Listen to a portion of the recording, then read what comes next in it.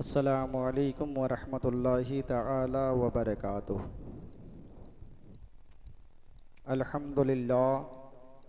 अल्हम्दुलिल्लाहि हुवल फ़िक़हुल अकबर वल जामिउल कबीर लिज़ियादति फ़ैज़िहिल मबसूति दुररिल गुरर बिहिल हिदाया व मिनहुल बिदाया व इलैहि निहाया बिहम्दिहिल विक़ाया व नुक़ायतुद दिराया व ऐनुल इनाया व हुस्नुल किफ़ाया वस्सलातु वस्सलामु अला सय्यिदिल अंबियाइ वल मुरसलीन अम्मा बाद फ़अऊज़ु बिल्लाहि मिनश शैतानिर रजीम बिबरकति बिस्मिल्लाहिर रहमानिर रहीम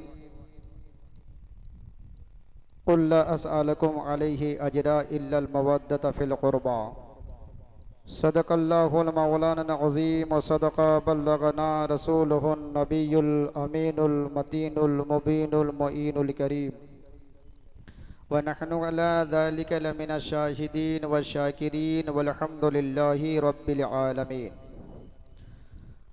बंदे परवरदिगारम उम्मती अहमद नबी दोस्तदार चायारम औलाद ताबे औलाद अली मजहब हनफिया दारम मिल्लत हजरत खलील खाक पाए गौसे आदम ज़ेर साया हर वली। मुअज़्ज़ज़ सामीन, इंतहाई अक़ीदत व मोहब्बत के साथ आयत करीमा की तज़िया करने से क़ब्ल हम और आप मिलकर मुस्तफ़ा जाने रहमत शम्ए बज़्म हिदायत नौशहे बज़्म जन्नत अख्तरी बुर्ज़ो रिफ़त कासिम कन्ज़ो नेमत मालिक जन्नत अर्श की ज़ेबो ज़ीनत फ़र्श की शानो रिफ़त जनाब अहमद मुजतबा मुहम्मद मुस्तफ़ा अरवाहुना फ़िदा सल्लल्लाहु तआला अलैहि वसल्लम की बारगाह बेकस पनाह में झूम झूम कर दुरूद पाक का हदिया निछावर कर लें और पढ़िए बाआवाज़ बुलंद अल्लाहुम्मा सल्लि अला सय्यिदिना व मौलाना मुहम्मदिन मादनिल जूद वल करम व आलिहिल किराम व बारिक व सल्लिम सल्लु अलैहि सलातुन व सलामन अलैका या रसूल अल्लाह अस्सलातु वस्सलामन अलैका या हबीब अल्लाह सल्लल्लाहु तआला अलैहि वसल्लम। लिहद में इश्क़ रुख़े शहे का दाग लेके चले, लिहद में इश्क़ शहे का दाग लेके चले, अंधेरी रात सुनी थी चिराग लेके चले। तेरे ग़ुलामों का नक्शे कदम है राहे खुदा, तेरे ग़ुलामों का नक्शे कदम है राहे खुदा, वो क्या बहक सके जो ये सुराग लेके चले, वो क्या बहक सके जो ये सुराग लेके चले। जिना बनेगी मुहिब्बाने चार यार की कब्र,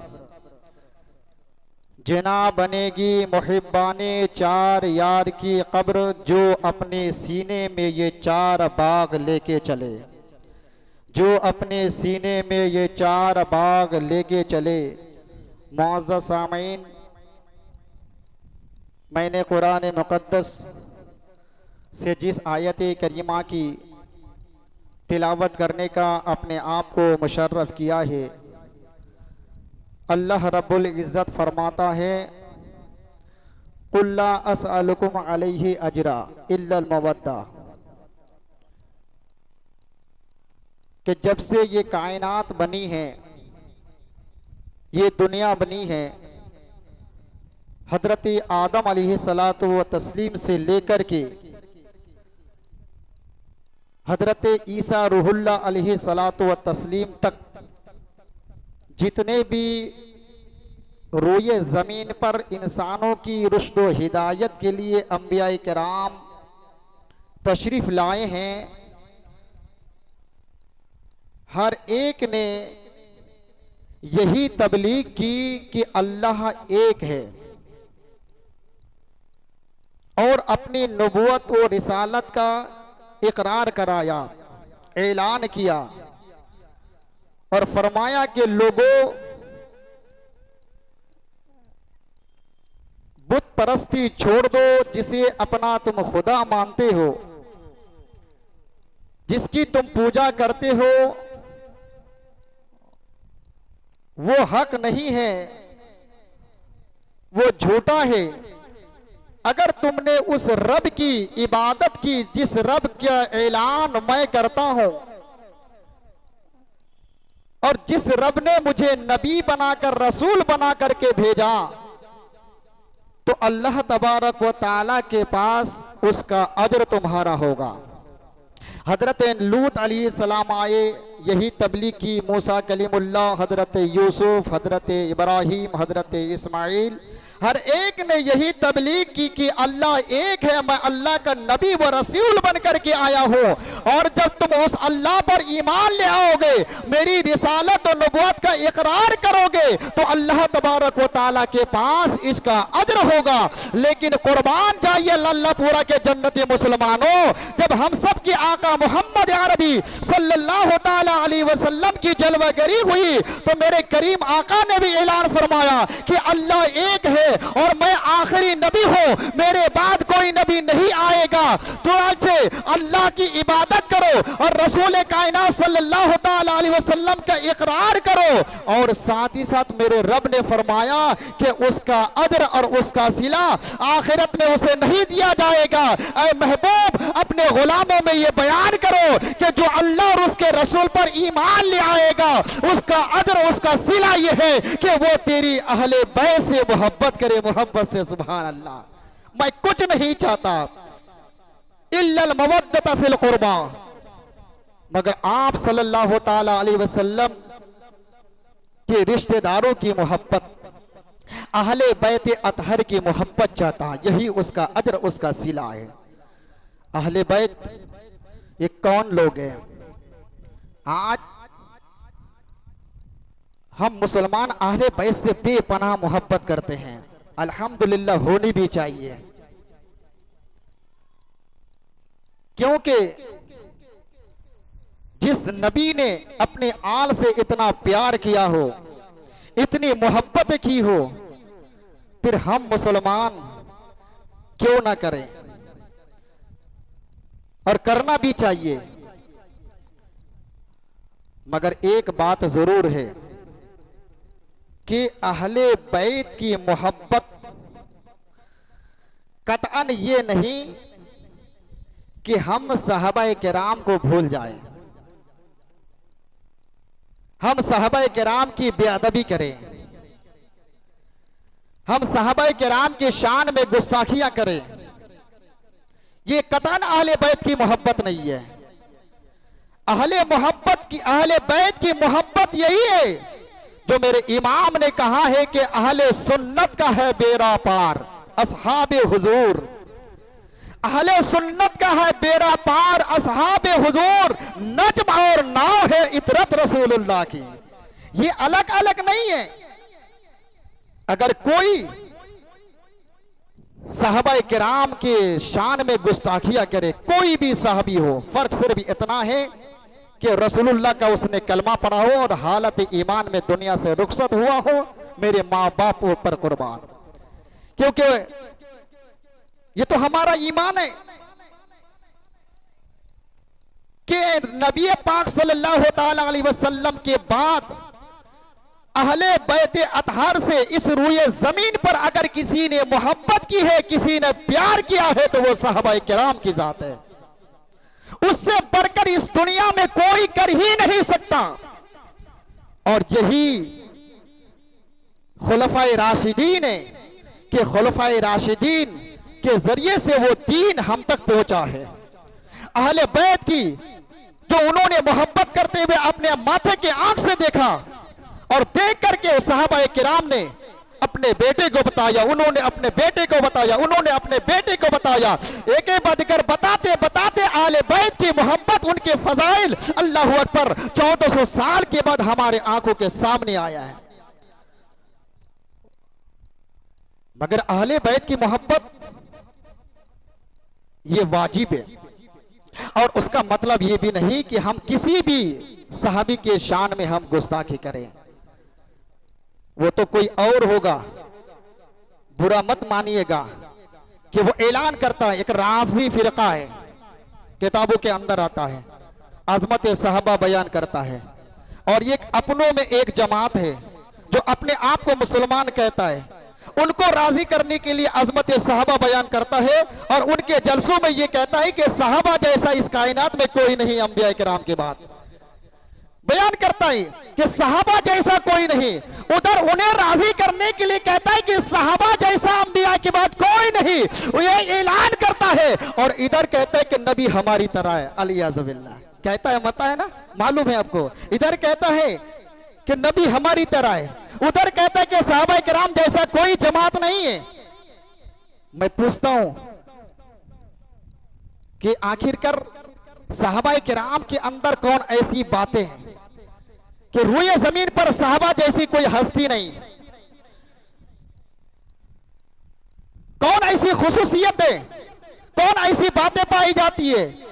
कहता है कि उसने माथे की आंख से नबी पाक सल्लल्लाहु अलैहि वसल्लम का दीदार किया है, माथे की आंख से नबी को देखा है। तो जो माथे की आंख से नबी का दीदार कर ले, देख ले हालत ईमान में, इस रूए जमीन पर उस जैसा कोई नहीं हो सकता। तो फिर मैं कहता हूं कि जब उसका ये पावर है, उसकी ये शान है कि ईमान की हालत में नबी का दीदार कर ले, तो रूए जमीन पर उस जैसा कोई नहीं। तो जिनके सदके उस सहाबाए किराम को ये मकाम मिला है, उस चेहरे जैसा कैसे कोई हो सकता है? कैसे हो सकता है? कोई नहीं हो सकता, कोई नहीं हो सकता। इसलिए मेरे इमाम ने कहा है कि जिस मुसलमान ने देखा उन्हें एक नजर, जिस मुसलमान ने देखा उन्हें एक नजर, उस नजर की बशारत पे लाखों सलाम, उस नजर की बशारत पे लाखों सलाम। मेरे इमाम कहते हैं कि सहाबाए किराम की वो अजमत, वो पावर, नबी पाक सल्लल्लाहु अलैहि वसल्लम ने फरमाया कि इस रूए जमीन पर अगर किसी के बारे में यह कहना हो कि बेशक इन पर जहन्नम की आग हराम है, तो वो आग बंद करके कह दे मेरे सहाबी के बारे में कि ये वो हस्तियां हैं जिन पर जहन्नम की आग हराम है, तो वो सहाबाए किराम की जात है। इसलिए कि मुस्लिम की हदीस पाक है, मेरे नबी ने फरमाया कि जिसने मुझे ईमान की हालत में देखा और मेरे देखने वालों को देखा, उस पर जहन्नम की आग हराम है,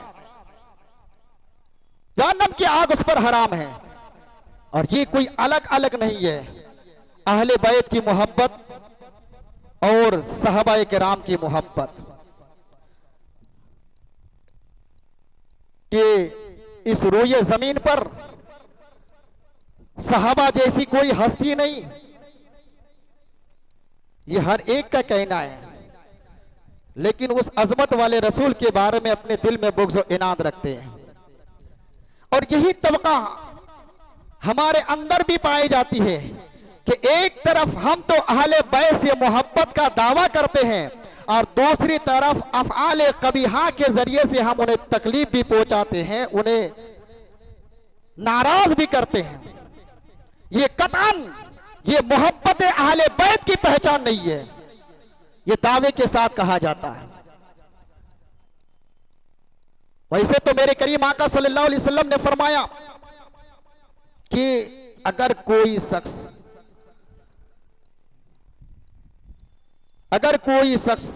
मकाम इब्राहिम, जो एक पत्थर है जहां पे हजरत इब्राहिम खलीलुल्लाह का मज़ार मुक़द्दस है, जहां पे हजरत इस्माइल अलैहिस्सलाम के कब्र अनवर है, वो बरकत वाली जगह पे मकाम इब्राहिम के दरमियान कोई नमाज अदा करे, रोजे रखे, फिर उसी हालत में उसकी मौत हो जाए, और इस हालत में मौत हुई कि उसके दिल में अहले बैत की बुग़्ज़ व इनाद है, तो वो जहन्नमी है। और हम मानते हैं, तस्लीम करते हैं वो जहन्नम में जाएगा। तो हम अहले बैत से मोहब्बत कैसे करें? ऐसे करें जैसा कि सहाबाए किराम ने किया है, वैसे हमने करनी है। अपनी मर्जी के हम मालिक नहीं है, अपनी मन मर्जी, अपनी मर्जी के मुताबिक हम अहले बैत से मोहब्बत यूं करते हैं कि इस तरह करनी चाहिए, यूं करते हैं कि इस तरह करनी चाहिए, ये कतअन हमारी शरीयत इजाजत नहीं देती। क्योंकि ये जो शरीयत, नमाज का तरीका, रोजे का तरीका, तहारत का तरीका, गुस्ल का तरीका, ये जितने भी मसाइल हमारे आंखों के सामने आए हैं और हम उस मसाइल पर अंजाम देते हैं कि कौन चीजें जायज है, कौन नाजायज है, कौन हराम है, कौन जो है कि मकरूह तंज़ीह है, कौन मकरूह तहरीमी है, ये अपने बाप की शरीयत नहीं बल्कि मुअज़्ज़म ये सहाबाए किराम के जरिए से हम तक पहुंची है। तो जब हम इन मसाइल पर अमल करने के लिए हम सहाबाए किराम का सहारा लेते हैं, तो फिर अहले बैत से मोहब्बत जब करनी हो तो उनसे मोहब्बत करने के लिए हम सहाबाए किराम से उनका वसीला और उनके अमल को क्यों ना अपनाएं।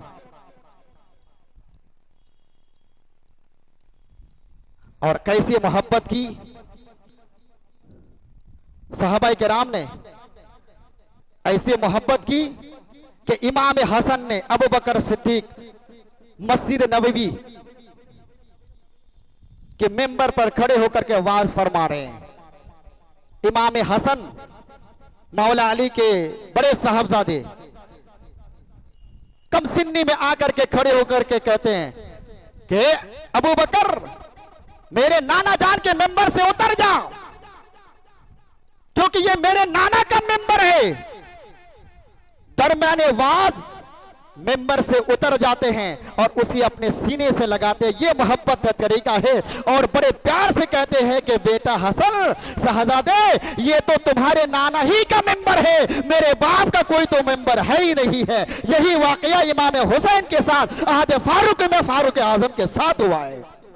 अहले सुन्नत का है बेड़ा पार, असहाबे हुदूर नज्म और नाव है इतरत रसूलुल्लाह की। सहाबाए किराम ने कैसी मोहब्बत की, ऐसी मोहब्बत की कि मदाइन जब फारूक आजम के दौर में फतह हुआ, चुनांचे इमाम हसन आए और आने के बाद कहा कि ए अमीरुल मोमिनीन, अल्लाह ने जो माले गनीमत का हिस्सा जो मुकर्रर किया है वो अता की जाए। चुनांचे अमीरुल मोमिनीन फारूक आजम जो है कि 1000 दीनार अता करते हैं। फिर इमाम हुसैन आते हैं, उन्हें भी अता कर दिया जाता है। फिर आपके साहबजादे अब्दुल्ला आते हैं और कहते हैं अब्बा जान हमें भी अता की जाए। तो फारूक आजम कहते हैं कि इन्हें 500 दीनार दिया जाए। 500 दीनार तब दिया जाता है। अब्दुल्ला बोल पड़ते हैं अब्बा जान ये हसनैन करीमैन ये तो बच्चे थे, ये मदीनतुल मुनव्वरा की गलियों में घूमा करते थे। जब मैं जवान था नबी के जमाने में, नबी के इशारे पर मैं जंगों में जाकर कुफार के साथ जंग किया है, तो उसके हकदार तो हम ज्यादा है, मगर देना चाहिए था। लेकिन फारूक आजम अपने वक्त के आदिल का फैसला सुने। फारूक आजम कहते बेटा तुम हसनैन करीमैन के क्या कहते हैं बराबरी करना चाहते हो, अगर उनकी बराबरी करना चाहते हो तो उस जैसा नाना लेकर के आ, उनके जैसा बाप लेकर के आ, उनके जैसे मां लेकर के आ, उनके जैसे फूफी लेकर के आ। कभी नहीं ला सकता और कभी नहीं ला सकता। और जब तू नहीं ला सकता है तो जितना हिस्सा दिया गया है उतने पर सब्र कर ले। ये अदले फारूकी है। सिद्दीक़ अकबर अहले बैत से ऐसी मोहब्बत की, मौलाए कायनात साथ में है। असर की नमाज के बाद जब निकलते हैं तो इमाम हसन नजर आते हैं। इमाम हसन को लेकर के अपने कंधे पर, अल्लाह अकबर, कंधे पर लेकर के चला करते हैं। उस वक्त खलीफा खुद है। लोगों ने कहा ए अमीरुल मोमिनीन, अमीरुल मोमिनीन, खलीफतुल मुस्लिमीन, नाइब रसूल आप क्या कर रहे हैं? अली के बेटे को अपने गोद में लेकर अपने कंधे पर बैठा करके लेके चल रहे हैं। आप तो वक्त के अमीर है। चुनान से कहा कि आपके लिए जेब नहीं देता। सिद्दीक ने कहा कि किसने कहा जेब नहीं देता? मैं अपनी मर्जी से कहा कर रहा हूं, मैं तो वही कर रहा हूं जो मदीने के ताजदार को करते हुए देखा है।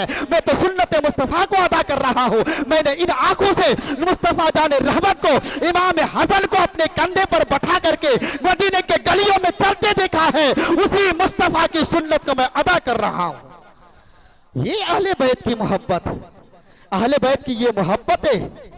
फारूक आजम के दौर में इमाम हसन या इमाम हुसैन रज़ियल्लाहु अन्हुमा आए कि फारूक आजम एक मीटिंग में अकीदा देखिए सहाबाए किराम का, आजकल सहाबाए किराम के अकीदे से बहुत दूर है, जानते ही नहीं है, इसलिए तरह तरह की बात करते हैं कि वो ऐसा है, वो ऐसा है, वैसा। अरे ईमान सिर्फ मोहब्बत अहले बैत का नाम नहीं है, अहले बैत का नाम मोहब्बत नहीं है।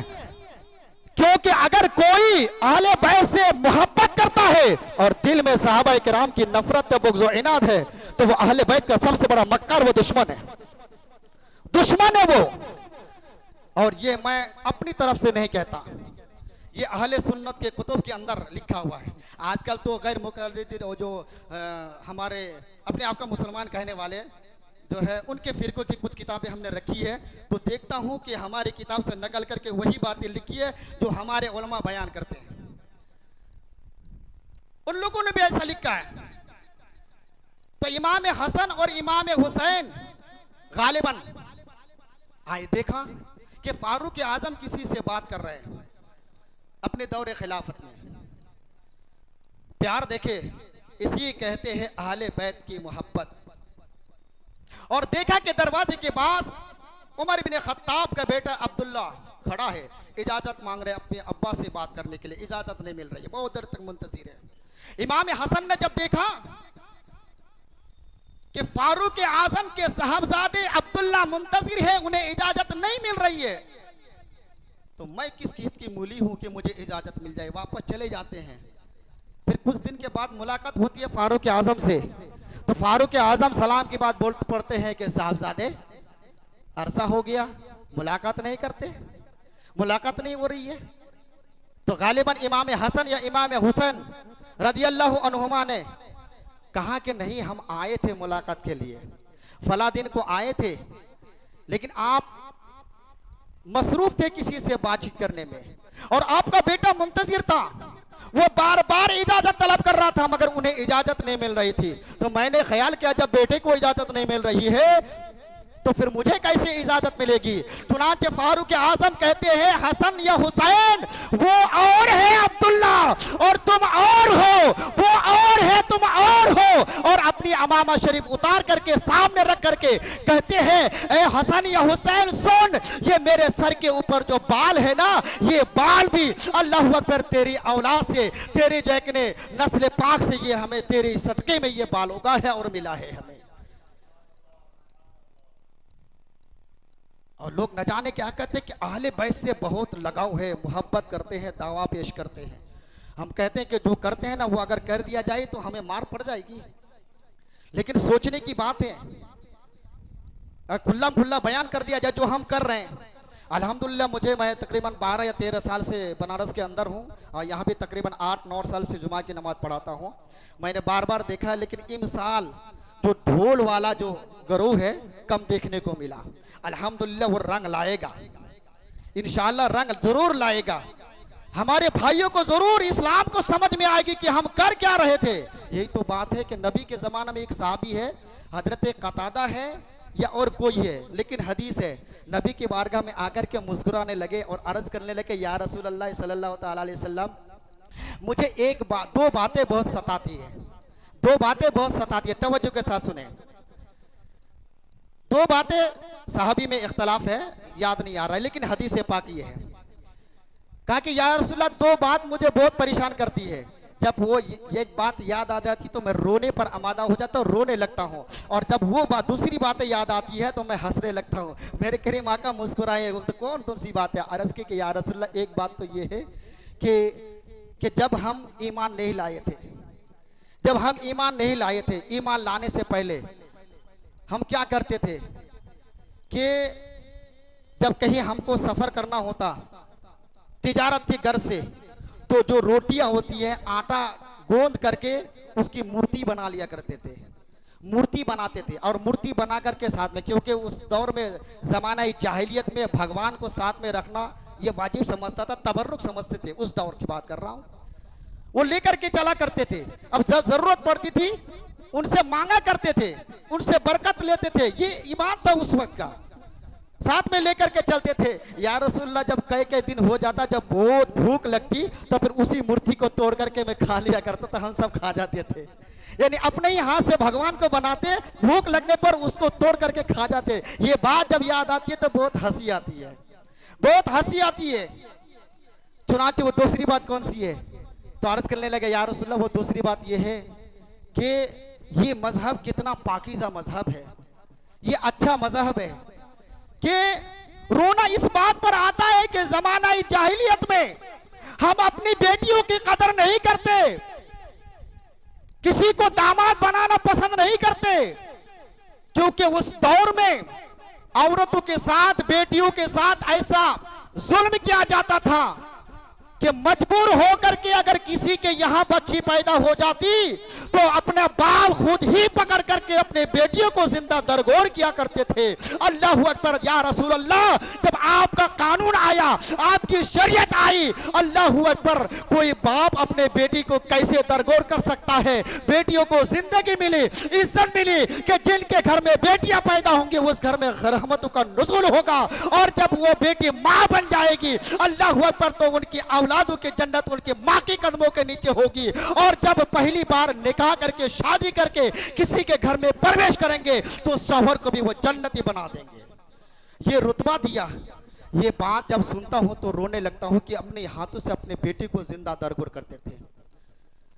तो मैं अर्ज ये कर रहा था कि मोहब्बत अहले बैत की मोहब्बत कतअन ये नहीं हो सकता। ये मेरा उन्वान था कि हम सहाबाए किराम की शान में बेअदबी करे, गुस्ताखी करे, उनकी शान को घटाए, ये कतअन ये नहीं हो सकता।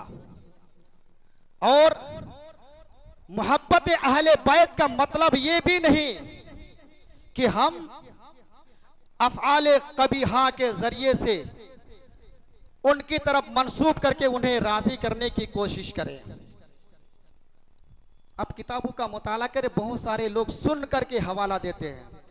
कल ही एक मसला हुआ, एक आदमी आया, गालिबा जोहर की नमाज की बात है, ये मसला पूछा कि जोहर की जो सुन्नत नमाजें पढ़ी जाती है, तवज्जो से सुने, तो एक तो दखलुल मस्जिद होती है, नफल नमाज पढ़ना शुरू कर दिया, उसने टोक दिया कि कोई नमाज नहीं पढ़ी जाती है। दूसरा मसला उनका ये था कि तहज्जुद की नमाज के लिए सोना ज़रूरी नहीं है, किसी ने बताया। और एक मसला ये था कि आजकल जो ये रसूमात, ये खुराफात के अंदर वो दाखिल है, कौले वारिस पाक को दाखिल करते हैं। ये मखदूम सेमना के अकवाल को उनकी तरफ मंसूब करके अफ़ाले कबीहा की निस्बत करते हैं। गरीब नवाज का नाम लेकर के उनके नाम की तरफ मंसूब करके अफ़ाले कबीहा का मंसूब करते हैं कि ऐसा ऐसा उन्होंने किया और हो रहा है। अहले सुन्नत का जो तरीका है वो हो रहा है, इस पर वो अमल नहीं करते, बल्कि वो कह क्या करके गए हैं, उन्होंने क्या किया है और क्या कह करके गया है, उस पर हमारा अमल है। हो क्या रहा है? होने को तो बहुत कुछ हो रहा है, बहुत कुछ हो रहा है, लेकिन याद रखे, सुन करके सुनने मत बनिए और देखे कि किताब के अंदर क्या है, हदीस पाक में क्या है। कहते हैं कसरत के साथ लोग ढोल बजाते हुए नजर आते हैं। क्यों बजाते हो भाई, क्यों बजाते हो? अहले बैत की मोहब्बत, इतनी मोहब्बत है अहले बैत की कि गलियों में नाचते हुए ढोल बजाते हुए जा रहे हो। अहले बैत की मोहब्बत, हमारे उलमा कहते कि हम भी करेंगे, हम भी करेंगे, लेकिन तुम्हें बताना होगा, तवज्जो से सुने, तुम्हें बताना होगा कि हम जितनी अहले बैत की मोहब्बत का दावा करते हैं, हमसे जो पहले आ चुके हैं उनके बारे में तुम्हें बताना होगा, जो उनके नजदीक ज्यादा महबूब है। ये अकबरपुर के अंदर, केचोचा के अंदर, मखदूम पाक के मजार के इर्द गिर्द में क्या हो रहा है, हमें वो नहीं देखनी है। वह तो शराबी भी पोसते हैं, गैर मुकल्लिद भी पोसते हैं, हर फिरके के लोग पोसते हैं, वो नहीं, बल्कि उस रोजा शरीफ के अंदर जो आराम फरमा रहे हैं उनका क्या फरमान है, उन पर अमल करना है। वारिसे देवा के इर्द गिर्द में क्या हो रहा है, नहीं हो रहा है, हमें ये नहीं देखनी है, बल्कि वारिसे देवा ने हमें क्या सिखाया है, क्या बताया है, हमें उस पर अमल करना है। गरीब नवाज के इर्द गिर्द के अंदर क्या हो रहा है, क्या नहीं हो रहा है, बल्कि हमें ये देखनी है कि गरीब नवाज का फरमान क्या है, उन्होंने क्या किया है और हमें किस चीज का दर्स दिया है, मिजाज दिया है, इस पर हमें अमल करना है। अब बताइए, आप भी जानते हैं, जो लोग जाते हैं ना लहलाप, इस्लाम में इसकी कतई इजाजत नहीं है। वो सिर्फ ये 10वीं मुहर्रमुल हराम की बात नहीं कर रहा हूँ या तीजे के मौके की बात नहीं कर रहा हूँ। शादी ब्याह में ढोल बजाए जाए तो आप कहते हैं नहीं बजानी चाहिए, उससे आप अपना रिश्ता बर्खास्त कर देते हैं कि ये लोग अच्छे नहीं है। क्यों? इसलिए कि ढोल बजाना नाचना गाना जायज़ नहीं है। वहाँ ना जायज़, वहाँ की बात नहीं है, बल्कि 1400 साल से यह ऐलान हो रहा है, अहले सुन्नत वल जमात का ये पैगाम लोगों को दिया जा रहा है कि ये अफ़ाल कबीह है, ये शैतान का काम है, ये चीज़ें जायज़ नहीं है। चाहे वो 10वीं मुहर्रमुल हराम को हो या तीजा शरीफ के अंदर हो या दिगर जगह रसूमात हमारे सुन्नी मुसलमानों के घरों के अंदर जो होते हैं, उनके अंदर इस तरीके के अफ़ाल कबीहा के जरिए से लोगों तक पैगाम देना, ये सब के सब हराम था, हराम है और क़यामत तक हराम रहेगा। तो ये मैं कह रहा था कि ढोल बजाना अहले बैत की मोहब्बत का दावा करते हैं, तो बताना होगा जो हमसे पहले पक्के मोमिन थे, पक्के ईमान वाले थे, वो मखदूम सेमना की जात है, वो वारिस देवा की जात है। वो उनकी किताब आज भी मेरे पास रखी हुई है, अगर कोई हवाला चाहिए तो मैं दिखा सकता हूं। अकवल कभी गलत नहीं होते। हाँ, सुन करके जो चीज बयान की जाती है उसमें गलतियों का इम्कान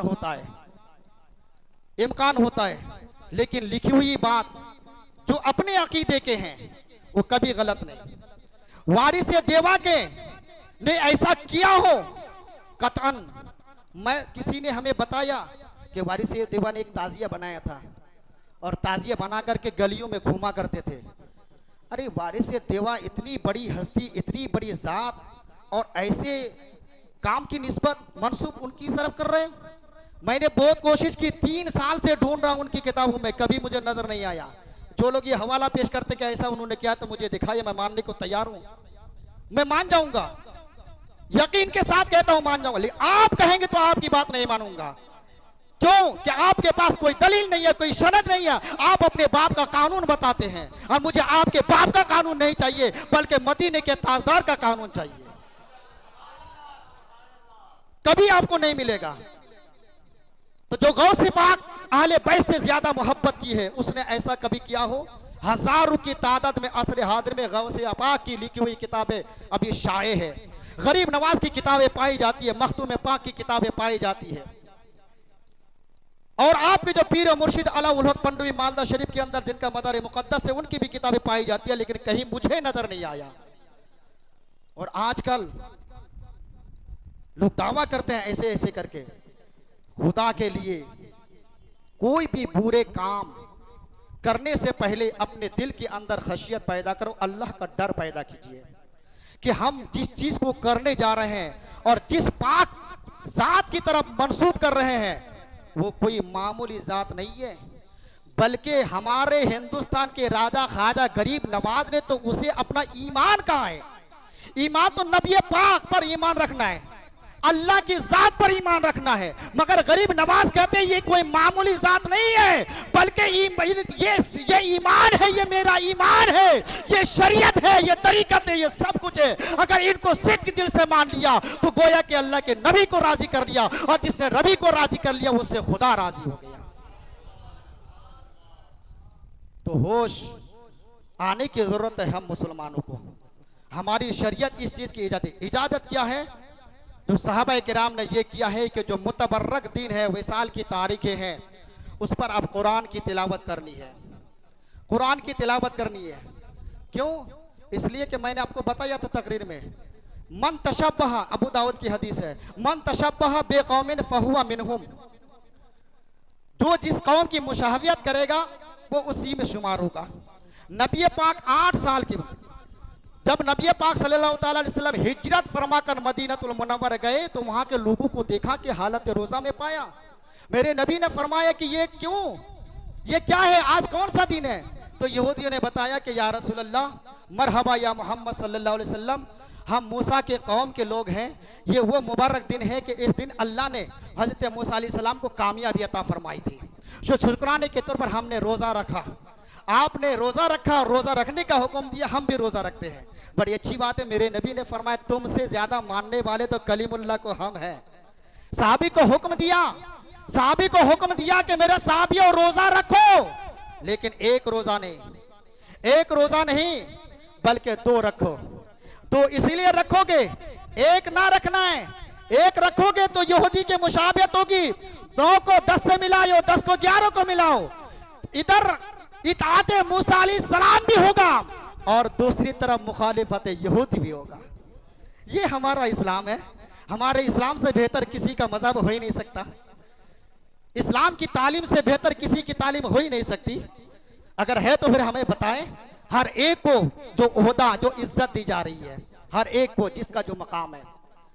तो लिहाजा हम अपनी तरफ से ये पैगाम दे रहे हैं कि जो मुतबर्रक दीन है, उस दीन में अगर कोई हमसे नेक काम नहीं हो पा रहा है, अगर कोई नेक अमल हमसे नहीं हो पा रहा है, तो आप कोई गुनाह का काम भी ना करें, गुनाह का काम भी ना करें।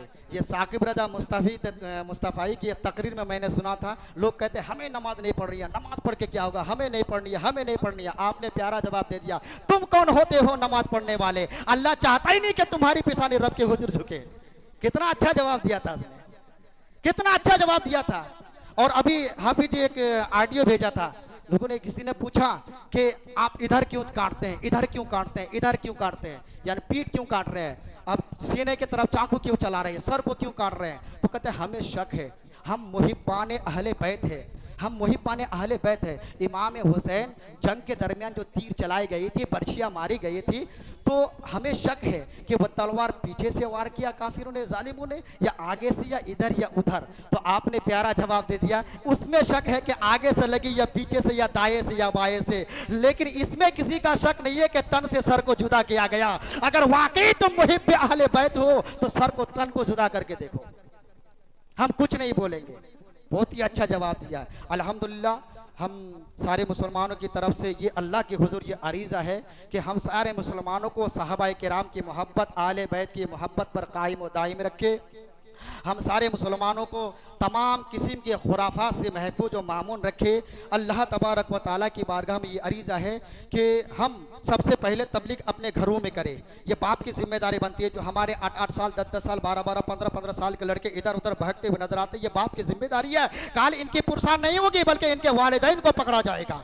हत्या बुलूक से बच्चे अगर कोई काम करते हैं, गुनाह का काम करते हैं, बाप माँ देख करके खुश है, बाप माँ देख करके राजी है कि मेरा बेटा बहुत अच्छा कर रहा है, अच्छा कर रहा है, तो याद रखे अल्लाह की पकड़ बहुत ही मजबूत है।